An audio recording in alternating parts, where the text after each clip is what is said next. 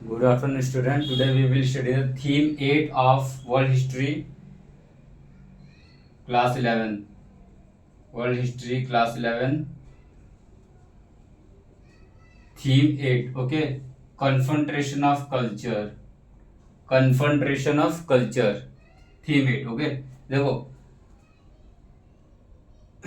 हम लोग यूरोप पढ़ रहे थे. अब यूरोप कैसे अटैक करे, कैसे डिस्कवर किया लैंड साउथ अमेरिका में, नॉर्थ अमेरिका में. ये तो देखो, ये मैप है. नॉर्थ अमेरिका है. नॉर्थ अमेरिका और साउथ अमेरिका का बीच में ये जो पार्ट है, ये दो, यही है. इस पे कैसे यूरोप आया, कैसे ढूंढा, कैसे डिस्कवर किया लैंड, वो देखना है. तो नॉर्थ अमेरिका के जस्ट नीचे मैक्सिको का रीजन है, जो डॉट डॉट डॉट डॉट है. वहां पे एस्टेक एम्पायर रूल कर रहा था. Aztec empire, T AZTEC, Aztec empire. ठीक है. और उसके जस्ट नीचे ये वहां पे मायन कल्चर रूल कर रहा था. ठीक है, माया कल्चर था. उसके बाद फिर ये यहाँ पे पेरू में इंका एम्पायर था. पेरू में क्या था? इंका एम्पायर था. और यहाँ पे कैरेबियन, और यहाँ पे ग्रेट एंटिली, यहाँ पे लेजर एंटिली है. ठीक है. तो लेजर एंटिली में कौन रहते थे? अरावाक्स लोग रहते थे. अरावाक्स. ठीक है, अरावाक्स लोग रहते थे. और ये बहामस रीजन है. ठीक. तो यहाँ पे अरावाक्स लोग रहते थे पहले से. तो कैरेबियंस जो ट्राइब्स था वो अरावाक को भगा दिया. कहां से? ग्रेट लेजर एंटिलीज से. वो अरावाक्स लोग भाग के आगे कहां पे? ग्रेटर एंटिलीज में. फिर वो ग्रेटर एंटिलीज से आके मैक्सिको में आ गए. तो यहां से वो मैक्सिको में आ गए. और यही अरावाक्स को हम लोग क्या बोलते हैं? एस्टेक लोग. एस्टेक एम्पायर इन लोग ही फॉर्म किया था अरावाक्स. और अरावाक्स कैसे थे? एनिमिस्ट थे. एनिमिस्ट मतलब वो लोग होते हैं जो पेड़ की पूजा करते हैं, एनिमल की पूजा करते हैं. ये सब लोग थे इन लोग, अरावाक्स. ठीक है. अब ये उसके बाद फिर माया कल्चर. तो थोड़ा सा हम एस्टेक एम्पायर के बारे में देखेंगे, फिर थोड़ा सा माया कल्चर के बारे में, और थोड़ा इंका एम्पायर के बारे में. और इतना ज्यादा इस चैप्टर में कुछ है नहीं खास. ठीक है. तो एस्टेक एम्पायर कैसा था? इसकी सोसाइटी हेरार्चिकल सोसाइटी थी. ठीक है. मतलब अब ये फादर रूल कर रहा है, फिर उसका बेटा रूल करेगा, फिर उसका बेटा रूल करेगा, ऐसे हेरार्की सोसाइटी थी. फिर जो नोबल्स होते थे वो बाय बर्थ होते थे. और प्रिस्ट, जो नॉर्मल इंसान नोबल नहीं हो सकता, वो बर्थ होगा तब. नोबल के घर में जो बच्चा होगा वही नोबल हो सकता है. नॉर्मल ऑर्डिनरी पीपल नोबल नहीं हो सकता. और प्रिस्ट एक नोबल हो सकता है. फिर किंग को क्या बोला जाता था? Representative of sun on earth. Okay. फिर इन लोग चिनम्पास बनाते थे. चिनम्पास क्या है? आर्टिफिशियल आइलैंड बनाते थे लेक मैक्सिको में. ठीक है. तो चिनम्पास बनाते थे artificial island in lake Mexico. उसके बाद कैपिटल सिटी थी इनकी क्या? टेक्नो टेनोच्टिटलन. बहुत इंपॉर्टेंट है, याद रखना है. टेनोच्टिटलन. टेनोच्टिटलन ये क्या था? ये कैपिटल सिटी था किसका? एस्टेक एम्पायर का.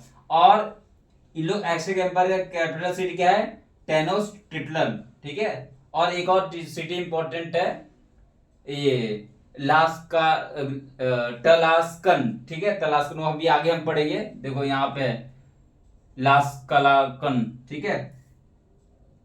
उसके बाद टेपोज. दो स्कूल का नाम बहुत इंपॉर्टेंट है इसमें. एक है टेपोज कैली, और एक है कैलमेकक. कैलमेकक. कैलमेकक ऐसा स्कूल है जहां पे नोबल के बच्चे पढ़ते थे. ठीक है. जो नोबल है, नोबल्स के बच्चे यहाँ पे पढ़ेंगे. यहाँ पे ऑर्डिनरी बच्चे नहीं पढ़ सकते. ऑर्डिनरी बच्चे कहाँ पढ़ेंगे? चिल्ड्रंस कहाँ पढ़ेंगे? वो टेपोज कैली में पढ़ेंगे. तो टेपोज कैली और कैल मेकअप, वर्ड बहुत इंपॉर्टेंट है, वर्ड याद रखना ही पड़ेगा. Calmecac school for the nobility children, and Telpochcalli school for the ordinary children. तो ये थोड़ा सा एक्स्ट्रा एम्पायर बारे में हम लोग पता होना चाहिए. उसके बाद माया कल्चर. जो माया कल्चर जो था यहाँ पे, वो कैसा था? Less powerful than Aztec. Aztec कम पावरफुल था ये. फिर यहाँ पे कॉर्न कल्टीवेशन बहुत होता था माया कल्चर में. उसका इनकी जो राइटिंग थी वो पिक्टोग्राफिक राइटिंग थी. पिक्टोग्राफिक फॉर्म ऑफ राइटिंग थी. और इसको पार्शियली डिस्कवर किया गया था. पार्शियली डेसिफर किया गया था, पूरा डेसिफर नहीं किया गया था. ठीक है.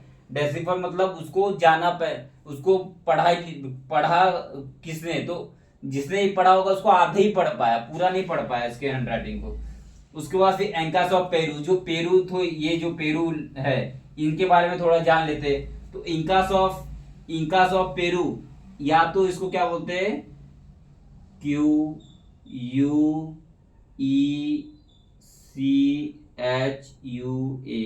ठीक है। Quechua, Quechua of Peru, Quechua of Peru, ठीक है। Quechua of Peru, Quechua of Peru, Quechua of Peru, ठीक है। Quechua of Peru. तो ये क्यूचुआ क्या है, इनका लैंग्वेज है, इसलिए इनका नाम पड़ गया क्यूचुआस ऑफ पेरू। इनकी सोसाइटी कैसी थी है, वो हेरेटिकल सोसाइटी थी, टेम्पल बनाते थे ये। उसके बाद फिर जो इंकास का जो फर्स्ट कैपिटल था वो क्या था, कुजको, कुजको, CUZCO, ठीक है। कुजको, CUZCO, कुजको। कुजको जो है वो कैपिटल है, ठीक है। कुजको क्या है, कैपिटल है। कुजको कैपिटल किसका है, इंकास, पेरू का कैपिटल था किसके टाइम पे, मैंको कैपेक के टाइम पे, ठीक है। और ये हाईली सेंट्रलाइज्ड एम्पायर था, और ये आपने एक्सपांड किया था इक्वाडोर से चिली तक, इक्वाडोर से पूरा चिली तक इसका एम्पायर का राज चलता था। फिर क्यूटुआस अभी मैंने बता दिया, क्यूचुआस ऑफ पीपल, तो क्यूचुआस इनका लैंग्वेज था, कोड लैंग्वेज था, इसलिए क्यूचुआस ऑफ पेरू भी बोलते हैं। फिर नो सिस्टम ऑफ राइटिंग, इसमें कोई राइटिंग का सिस्टम नहीं था, बट अकाउंटिंग सिस्टम था इसमें, और अकाउंटिंग सिस्टम था। और अकाउंटिंग सिस्टम को हम लोग क्या बोलते हैं, बहुत इंपॉर्टेंट एकदम याद रखना है, अकाउंटिंग सिस्टम क्या बोलते हैं, क्यूपी, क्यूयूआईपीयू। ये जो क्यूपी है ये अकाउंटिंग सिस्टम है, ठीक है। मतलब इसमें क्या होता है, not well made from the mathematical calculation, not made करते थे, मतलब एक रस्सी समझ लो, तो यहां से काउंट करते, एक नॉट यहाँ पे मेड कर दिए, एक नॉट यहाँ पे मेड कर दिए, एक नॉट यहाँ पे मेड कर दिए, एक नॉट यहाँ पे, एक नॉट यहाँ पे, और फिर ये कैलकुलेशन इस तरीके से करते थे। तो ये सिस्टम को क्या बोला गया, ये सिस्टम को बोला गया क्यूपी, क्यूपी, ठीक है। तो राइटिंग का सिस्टम था नहीं उस टाइम में, तो उन लोग ऐसे यूज करते थे, जिसको बोलते हैं अकाउंटिंग सिस्टम इन पेरू, ठीक है। इसको क्या, ये सिस्टम क्या बोला, क्यूपी सिस्टम, ठीक है। ऐसे नोट बना के इसको फिर मेजर करते थे ये। अब नेक्स्ट, ये तो हम लोग ने पढ़ लिया कि एज़टेक एम्पायर, फिर माया कल्चर, इंका एम्पायर, इनके बारे में थोड़ा सा जानकारी ले लिया। और ये नॉर्थ अमेरिका और ये पेरू साउथ अमेरिका के बीच में ये सब एम्पायर था। अब ये सब यूरोप को थोड़ी पता है कि ये सब थे। अब यूरोप में क्या हुआ, यूरोप में जो प्रिंस द हेनरी, उसको नेविगेटर बोलते हैं, ठीक है, प्रिंस द हेनरी। तो वो प्रिंस द हेनरी जो नेविगेटर है पोर्चुगीज का, वो अब क्या करेगा, बहुत सारे लोग को भेजेगा कहां पे, एक्सप्लोर करने के लिए, लैंड एक्सप्लोर करने के लिए। तो वैसे ही पहले को उसने भेजा किसको, क्रिस्टोफर कोलंबस को, जो इटली का था। और ये बहुत इंपॉर्टेंट एग्जाम पूछता है, क्रिस्टोफर कोलंबस कहां से था, तो इटली ओरिजिन का था वो, बट उसको स्पॉन्सर किसने किया था, स्पेनिश किंग ने, ठीक है, कंफ्यूज नहीं होना है। वो स्पेनिश किंग ने इसको स्पॉन्सर किया, उसको भेजा, जाओ तुम इंडिया खोजो, लेकिन वो गलती से आ गया अमेरिका में, ठीक है। और ये कहाँ का था, इसका जन्म कहाँ का था, इटली का था, ये इटली का था। अब ये इसको तो भेजा गया कि जाओ तुम इंडिया खोजो, तो ये इंडिया खोजते खोजते बोला, ये अपने नाव के साथ, इसका जो मेन नाव था उसका नाम है सेंटा मारिया, देखो सेंटा मारिया, ठीक है। और दो स्मॉल नाव का नाम है पिंटा और नीना के साथ ये, और ये नाव के साथ ये आ गया इंडिया खोजने, ठीक है। और ये इंस्पायर भी हुआ था किससे, तो एक बुक था जिसका नाम था इमेगो मुंडी पढ़ के, इमेगो मुंडी क्या ज्योग्राफिक और एस्ट्रोनॉमी बुक है, इसको लिखा किसने, पीरी डी एली ने लिखा है, पीरी डी एली ने बुक लिखा है, कौन सा बुक लिखा है, इमेगो मुंडी। इससे इंस्पायर हो गया क्रिस्टोफर कोलंबस, और ये आ गया इंडिया में कि इंडिया को, मतलब मैं इंडिया को खोजूंगा, इंडिया कहाँ है। तो ये अपना एक शिप के साथ आया, सेंटा मारिया, और 2 शिप पिंटा नीना के साथ। लेकिन वो 33 डेज तक घूमते रहा अटलांटिक सी में, लेकिन उसको कहीं भी मिला नहीं इंडिया। उसका फिर उसके सब उदास हो गए, बोले अब चलते वापस हम अपने कंट्री। बट अचानक नेक्स्ट डे क्या हुआ, उसको एक लैंड दिखा, और लैंड दिखा तो वो कहाँ पहुंचा, वो बहमस आइलैंड में पहुंचा था। और बहमस आइलैंड का एक जगह है जिसका नाम है ग्यूना हनी, ये बहुत इंपॉर्टेंट है, ग्यूना हनी। वो ग्यूना हनी में पहुंच गया। ग्यूना हनी जो बहमस का एक आइलैंड था, और ग्यूना हनी का ही नाम क्या है आज के डेट में? El Salvador. इसका ही नाम है अल सल्वाडोर। अल सल्वाडोर, ठीक है, ग्यूना हनी का ही नाम है अल सल्वाडोर। वो यहाँ पे पहुंचा, उसको लगा मैं इंडिया पहुंच गया, लेकिन वो इंडिया नहीं पहुंचा, वो बहमस आइलैंड पे ग्यूना हनी पहुंच गया। और वहां पे ग्यूना हनी में वो स्पेनिश फ्लैग को गाड़ दिया कि स्पेन लोग, ये जो आइलैंड है डिस्कवर हो गया और ये हमारा आइलैंड है। उसके बाद वो उसके बाद वो कहाँ पहुंचा? उसके बाद क्यूबा पहुंचा, ठीक है, क्यूबा। क्यूबा पहुंचा, फिर क्यूबा पहुंचा तो उसको लगा मैं जापान पहुंच गया, बट वो जापान नहीं था, क्यूबा था, क्यूबा। उसके बाद फिर हिस्पेनिया पहुंचा। हिस्पेनिया आज दो कंट्री में डिवाइड हो गया, एक हैती, एक डोमिनिकन रिपब्लिक, ठीक है, एक हैती, एक डोमिनिकन रिपब्लिक, हिस्पेनिया डिवाइड हो गया दो कंट्री में। उसके बाद वो, उसके बाद फिर डिस्कवर किया इसने अमेरिका, और अमेरिका डिस्कवर किया। और अमेरिका किसके नाम पे है आज? अमेरिको वेस्पसी के नाम पे अमेरिका, दो कंटिनेंट का नाम, south America, north America, south America, इसके नाम पे रखा गया है अमेरिको वेस्पसी, ठीक है।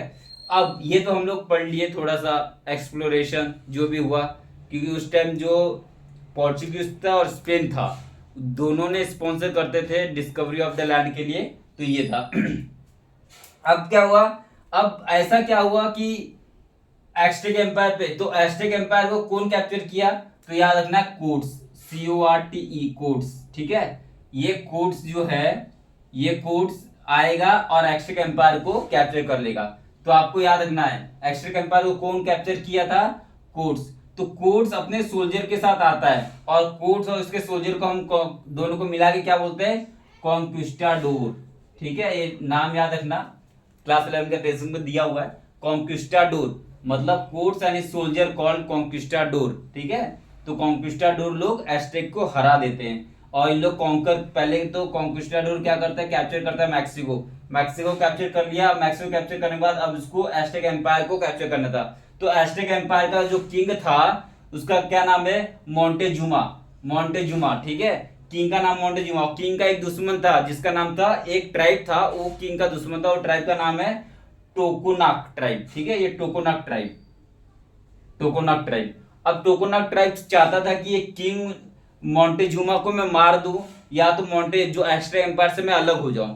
तो जब दोस्त का दोस्त दुश्मन, ठीक है, तो कोर्ट्स तो इसको हराना चाहता था, एस्टेक को, कोर्ट्स एस्टेक को हराना चाहता था। और एस्टेक का दुश्मन कौन है? टोकोनाक। तो कोर्ट्स और टोकोनाक क्या करेंगे? अलाय कर लेंगे, और दोनों अलाय करके किंग मोंटेजुमा को हरा दिया, ठीक है, हरा दिया। और इसमें एक इंसिडेंट भी होता है, नाइट ऑफ टीयर, ठीक है, नाइट्स ऑफ टीयर इंसिडेंट, जिसमें 600 कॉन्क्वाडोर लोग मर गए, ठीक है। कॉन्क्वाडोर मतलब कोर्ट्स नहीं मरा, 600 सोल्जर्स मर गए।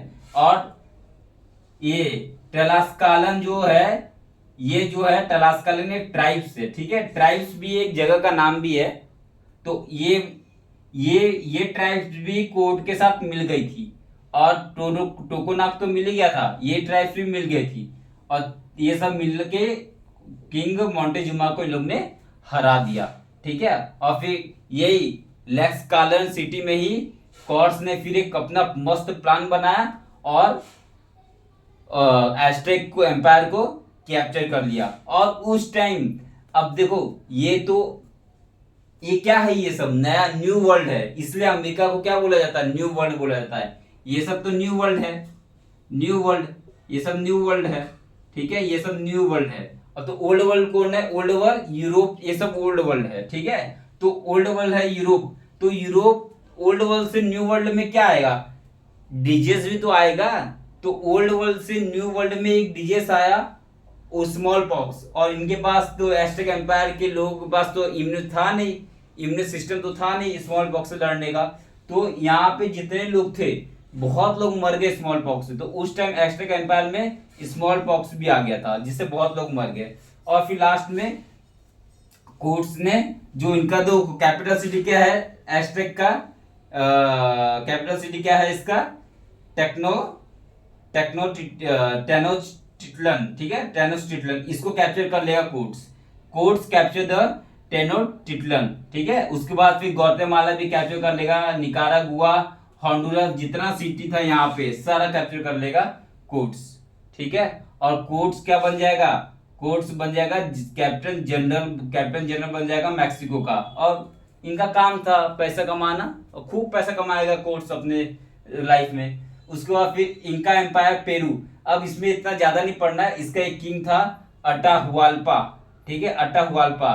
वो किंग किस में था, पेरू में। इसको हरा देता है कौन, नाम याद रखना है, पिजारो, पिजारो, ठीक है, पिजारो इसको हरा देता है, बस इतना याद रखना। फिर ब्राजील, इधर ब्राजील जो है इस साइड ब्राजील, ब्राजील को भी कैप्चर कौन करेगा, कैब्राल, कैब्राल, कैब्राल। इसका पूरा नाम क्या है, Pedro Alvares Cabral, Pedro Alvares Cabral. Cabral ही याद रखो तो भी कोई दिक्कत नहीं है, पेड्रो अल्वारेज कैब्राल, ठीक है। उसका फिर पोर्चुगीज ब्राजील को डिवाइड कर देगा 14 हायरार्किकल कैप्टेंसी में, ठीक है, मतलब 14 स्टेट में, ऐसा मानो 14 स्टेट में डिवाइड कर देगा।